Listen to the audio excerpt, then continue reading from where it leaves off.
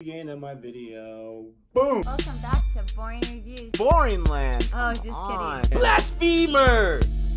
All Hello, right. Boring Review Nation! Kind of pointless. We know all this. It was over in a snap. We really want it. Alright, we'll be nice. Only you can be a Patreon. Oh my gosh! Yo, It's crazy. You don't need to follow the show to be hyped. Hello, Boring Review Nation! Gabe! Nick. Beat you to it again. I love it. Always. It's a little punky cheats. So, we are continuing to go strong with Mirzapur. We are on episode 4 right now. I remember when I recorded episode 1 of Forgotten Army. I'm like, I'm going to do every episode for you guys. And then all the comments came in like, this show's garbage, don't watch it. And so I just finished it. I didn't continue that plan. But we are continuing with this plan. Episode 4, Mirzapur. Mirzapur, we're going to get into it right now. Now, I mean, the first thing about this show is this show, every single episode leaves you on the huge cliffhanger, man, where you're like, man, I gotta see this next episode. They're masters And not of it. typical cliffhangers like the end of episode 3, but it definitely made you want to, Yeah, next like- episode, click. Like, oh, what? Who is it? Did you not think it was the sun? I thought it was moon. I thought it was the sun. So, if you're not with us, if you're forgotten, and I love that Abe, one of our subscribers, he was talking about, hey, where's episode 4 at? I just watched episode 4. Come on, where's it at? So at the end of episode 3, you got Bina, the wife of Tripathi. She's in his bed with someone else. Oh, this girl's got a serious sack on her, man. Because he's a gangster, okay? If he finds out, he's going to chop her head off, man. So, And she's all about endurance, okay? Let's just say that. And so she understands that Muna, he's younger. People are talking about how, the endurance is there. And so she's getting a look at episode 3. We didn't really touch on that in the last review. But I'm with you. I totally thought, like, oh, man, this is going to create some serious waves right now. Because this series is only 9 episodes. So there's a bunch of craziness is going to happen. right. But it wasn't Muna. It wasn't I don't even know what Muna. the guy's name was, for crying out loud. I don't know the guy's name either. All I know is that he's one of the servants. He works at the house. You've really got that dude's got the biggest sack on the entire show because dude, you're a servant and you work for these people that you know are absolute killers, and you've got the gall, you've got the audacity not just to sleep with the boss's wife, but in his bed, dude. The guy he fears no one. All right, that dude just became the public enemy #1 on the show. All right, I can't believe he did it, but I was glad it wasn't Muna because I started liking the kid, even though in the first couple episodes I thought he was a punk. I'm like, okay, he redeemed himself after the assassination attempt, and then I was like, that could have just been the biggest disrespect if it was like in his own father's bed, if it was him. So I'm glad it wasn't. This Butler boy is gonna get it at some point. I'm telling you, he's gonna get it at some Butler point. boy, I love it. We're gonna call him That Butler better boy. be his character's name. No, but you're totally right because I was also rooting for Muna after the end of episode 2 when he evaded the assassination attempt. Right. And that's the thing I love about this show is I'm rooting for different sides, different characters, and different groups. I'm rooting for almost all of them. And so this one starts off with that. We find out it's a Butler boy. I love that. And then most of this episode, this was not my favorite of the 4 so far. This is probably my least favorite of the 4. Right. Because there's not a lot of crazy, like, oh man, jaw-dropping moments. But there's a lot of story and character development. Right. And one of the biggest developments we have in this episode is you have Gudu and Bablu. They are on a date with Sweetie. Well, Gudu is, and Bablu's just, the third wheel. And her sister, who she seems straight out gangster too. I mean, she's not part of the mob family. Right. But tell me she would not make a perfect addition. She does not care about anyone else. No. She's in the library taking care of some business, if you know what I'm talking about. She does not care what people think. She's got her head in her books. She knows what she wants to do, whatever her future plan is in life. Right. But you got Gudu with Sweetie. Sweetie totally dissed Muna for the millionth time, and he's crying about it. This guy goes into the movie theater, right? What happened there? I mean, that was just, man alive. I tell you what, it's so funny because you could just tell the power this kid has. At a point, you're like, this kid's a punk. So you can tell people are angry. There's no reason to do stuff like this. Movie's already started. He goes to the movie theater and says, yeah, we're ready to watch a movie now. Basically kick everybody out, and people in the middle of their movie, the ushers are like, yeah, you guys gotta go. Get out of here. If I was in that theater, I'd be so pissed. But then again, if that's like let's say I grew up in the 80s, right? I'm sorry, late 80s, early 90s in New York. Gotti was still big. If I was at a movie theater and John Gotti Jr. came with his crew and was like, yeah, we're watching the movie, everybody's got to go, I'm not going to say anything. Like, yo, it's time to go. The worst thing is if you have your kids, you have to explain to your kids, like, why? We just got our popcorn, Dad. We got our sodas. Do you know who that is? Be like, can I get a refund for this ticket, please? I'll buy you a car. Just get out of here.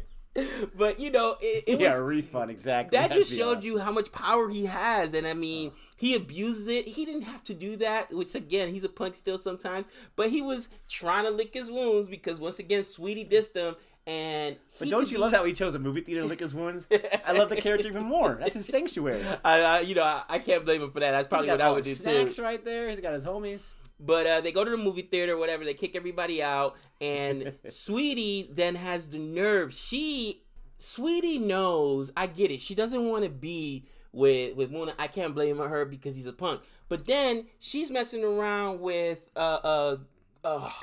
Guru, who she knows now works with them. Like, you know that's going to cause some conflict, and you could already see it coming down the pipe. But does she know that they work together? I mean, has she been privy to that information yet? It's As going far around as she town. knows, she obviously has a crush on Guru. Right, And she's waiting for him to make the move. She's never going to make the move. right. And it's kind of like she's calling the shots on the relationship. She seems like the kind of girl where if you want to date with her, you got to wait until she offers that information to you. Right. Because she's just going to mess around with you even if she likes you or not.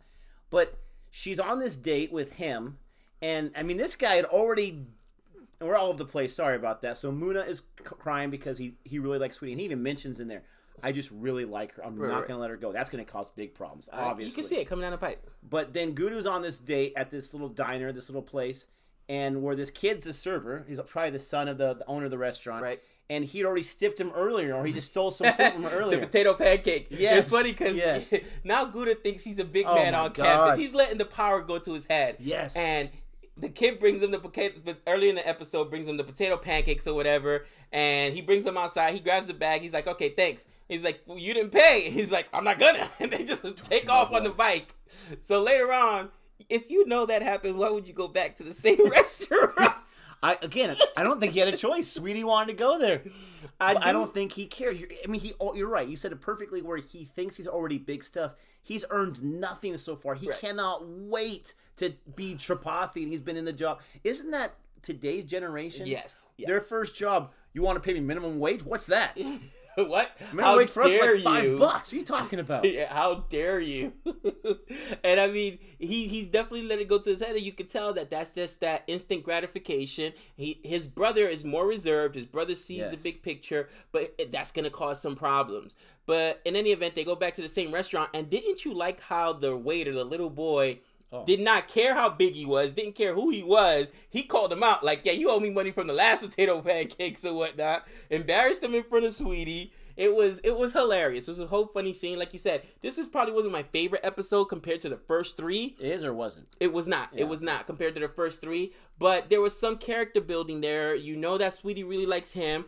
There's a lot love triangles going on. Ooh. You know that Muna really likes Sweetie, so that's going to cause an issue later on. And you found out who's the person that, I guarantee you by episode 9, that Butler Boy's going to get his head chopped off, because it's one thing to be doing it, but to be doing it in the boss's house? What are you, nuts? Are you kidding me? I can't believe the stones on this guy. Well, and the plot thickens with a love triangle even more, because now you got the daughter. I don't know her name. I'm sorry. I'm going to figure it out. But the daughter who is probably more independent with the glasses, the reader. Right. Sweetie's sister. You got her asking her dad, why do you care so much? Why are you being so nice about this Muna kid? Why do you want her to go out with this Muna kid? Like, what's going on with that family? Right. So she's starting to piece things together. The dad obviously is in the pocket of Tripathi. Right. I mean, there's so many connections between these 2 or 3 groups that the plot is definitely thickening. But for me, the whole Sweetie element is interesting because she, in my opinion, has a lot, and she knows how to clean a gun. She knows how to replace a gun. She's got a lot of confidence, but what's going to happen when she's going to find herself within the violence of the mob family? Because you know it's eventually going to catch up to her. Right. I can see her, since she is confident with a gun, cleaning a gun, that she's probably not going to step back and hold back with her confidence, Right. and that's going to be very, very interesting. I don't see her surviving by the end of the season. I could be wrong. I just don't see it. Not because she's a woman, not because I don't think she can handle herself, but because in shows like this you have collateral damage, and I see with the main characters, it's going to be either her or Muna gone at the end of the first season, and I don't see them killing off Muna. But that's just a prediction for a different day. Right. We have the whole restaurant. There was some character building. My favorite part of the restaurant scene was with Babalu and Sweetie's sister. With their exchange, like I mentioned earlier. It was very unique and it was very clever. And you can see him when she's reading from one of his favorite poets or whatever it is, him being interested, and she's like, yeah, whatever, all guys said. He's like, no, really, I'm not trying to pick you up. I actually love that guy's work, and let me tell you all the things. And so it looks like, she, impenetrable wall, so to speak. It looks like she might bring that wall down a little bit. I'm not saying they're going to have a romantic thing, but to have a mutual interest. And going back to Babalu, he has more of the bigger picture. Right. He is slowly becoming one of my favorite characters. And he off the top of the head starts reciting the poetry to her, so she knows, okay, he's the real deal here. Something else that really bothered me: Gouda is not just letting things Gouda. Who knows? go into his head, but why when he goes to the movie theater, right? They're summoned by Muna. They go to the movie theater, and he starts talking to him. They walk in there with a little apprehension, but they realize they're on the same team now. And listen, we got to show up. It is what it is. We report to him. There's loyalty. And Muna even asks him, are you loyal? So he's like, yeah, we're loyal. So he says, so what do you want to do? He says, I see you working out, whatever. He's like, look, your body's not there. You're not going to win Mr. Universe, whatever. And he says, well, you just need the pills or whatever. Why would I take anything from this guy whose whole crew I beat down and who I know doesn't like me? Maybe he doesn't know about the Sweetie. Obviously, none of them know about the Sweetie love triangle yet. But I would not be taking pills from this guy. He's a shady character. And I think that's going to come... Yeah, sorry. No. What were you going to say? I was just going to say he's so obsessed with the quick way.